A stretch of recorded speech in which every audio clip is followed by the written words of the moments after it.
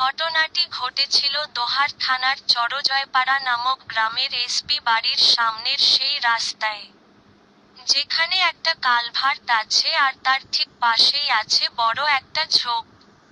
যে জায়গার আরও একটি ঘটনা আমি এর আগেও সবার সাথে শেয়ার করেছি। এখন আমি সেই জায়গার আরও একটি ভয়ঙ্কর ঘটনা সম্পর্কে তুলে ধরছি। এই ঘটনাটি ঘটেছিল আজ থেকে প্রায় 7-8 বছর আগে। একদিন এক রিকশাওয়ালা রাতে এক প্যাসেঞ্জারকে নিয়ে সেই রাস্তা দিয়ে আসছিল।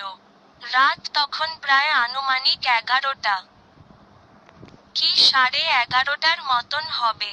আমরা জানি যে গ্রামে 9টা-10টার দিকেই প্রায় বেশিরভাগ মানুষ ঘুমিয়ে পড়ে। তাই সেই সময়টায় সেখানে একেবারেই জনমানবহীন ছিল। তারা দুজনই সেই রাস্তা ধরে যাচ্ছে। এমন সময়ে তারা কিছুটা দূর থেকে হঠাৎ সাদা কিছু একটা লক্ষ্য করে। তারা যখন সেই কালভার্টের কাছাকাছি জায়গায় গেল, তখন তারা দেখল যে কালভার্টের উপর সাদা কাপড় পরা একটা লাশ শুয়ে আছে। এরপর তারা দুজনেই রিকশা থেকে নেমে লাশটির কাছে যায়। তারা দুজনেই অবাক হয়ে গেল যে এত রাতে এইখানে একটা লাশ কে রেখে গেল। লোকটি রিকশাওয়ালাকে বলল, হয়তো কেউ লাশটিকে এখানে ফেলে রেখে গেছে। চল আমরা লাশটিকে নিয়ে দাফনের ব্যবস্থা করি। কিন্তু রিকশাওয়ালা এতে আপত্তি জানালো। সে লোকটিকে বলল, আমাকে আমার ভাড়া দিয়ে দেন। আমি এইসব লাশ নিয়ে যেতে পারবো না। লোকটি তাকে বলল, ঠিক আছে, তোমাকে ভাড়া 100 টাকা বেশি দেব।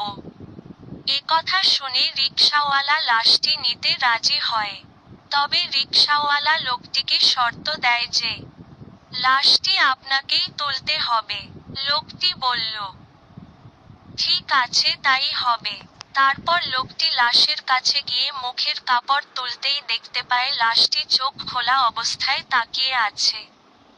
অর্থাৎ কেউ চোখ খোলা অবস্থায় মারা গেলে যেমনটা দেখা যায় ঠিক তেমন। এতে সে একটু ভয় পেয়ে যায়। এরপর সে লাশটির গায়ের কাপড়ের আরও কিছু অংশ সরাতেই দেখতে পায় লাশটির শরীরের পশমগুলো বেশ বড় বড়, যা কোন সাধারণ মানুষের থেকে একেবারেই আলাদা। অর্থাৎ পশমগুলো ছিল ঠিক ভেড়ার শরীরের পশমের মতো। এটা দেখে লোকটি চিৎকার দিয়ে অজ্ঞান হয়ে যায়। আর সেই রিকশাওয়ালা এক চিৎকার দিয়ে সেখান থেকে দৌড়ে চলে যায় আর এক বাড়ির সামনে গিয়ে পড়ে। তার কথা শুনে লোকজন সেখানে যায়। কিন্তু অনেক খোঁজাখুঁজি করেও সেখানে কোন লাশ পাওয়া যায়নি। এমনকি সেই লোকটিকেও সেখানে আর পাওয়া গেল না। পরদিন সকালে সেই কালভার্টের নিচে সেই লোকটির লাশ পাওয়া যায়, কাদায় অর্ধেক গাড়া অবস্থায়।